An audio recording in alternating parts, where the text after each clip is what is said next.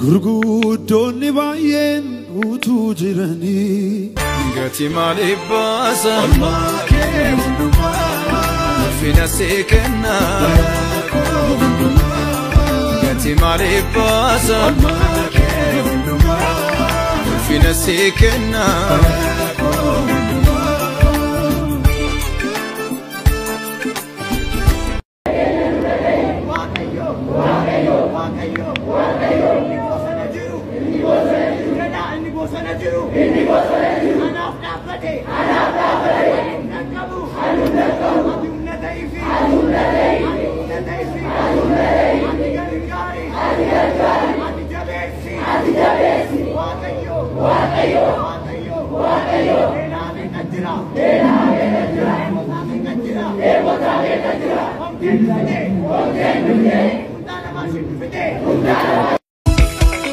Mootummaan kee mo'aadha, bittaan kee jaallatamaadha, bittaan kee jaallatamaa.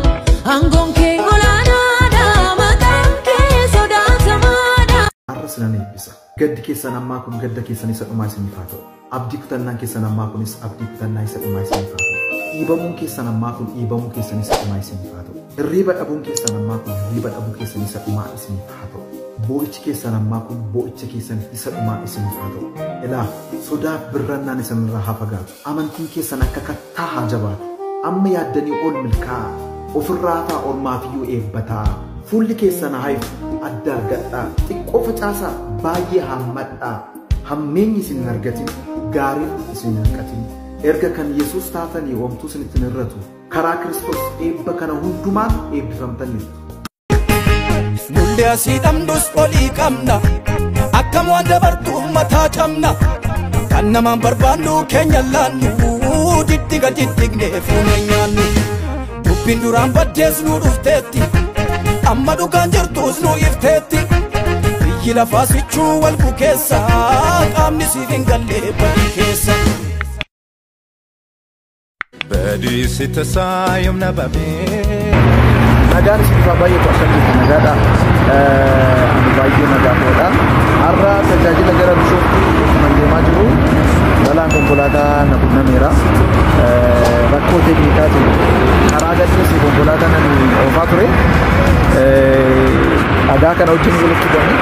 Kana booda akka argaa jirtan kana kan ta'e jechuudha. Ani asirraa taa'aa ture. Karaa ni taa'udha balaan kan qunname kan narra ga'e jechuudha. Already konkolaataan amma akka argaa jirtan kana taatitti ani garuu omaan taanee waaqayyoof galanni guddaan haa ta'u qaama koora wanti ga'een jiru nagaadhaan keessaa ba'e akka dhufetti garuu isa kanatu na argata ture. Already osoo mastaatiin buufaa caccaba ta'e ba'uun danda'a ture spiidii sanaan garuu waaqayyoo harkanarra qabeera ooleera jechuudha. Waaqayyoof galanni guddaan haa ta'u na galateeffadhaa waaqayyoon ammayyuu ganaa faarfatamaa. Saul Chada, Makan Saul Chada, Umni Saul Chada, Makan Saul Chada, Umni Saul Chada, Makan Saul Chada, Umni Saul Chada, Makan Saul Chada.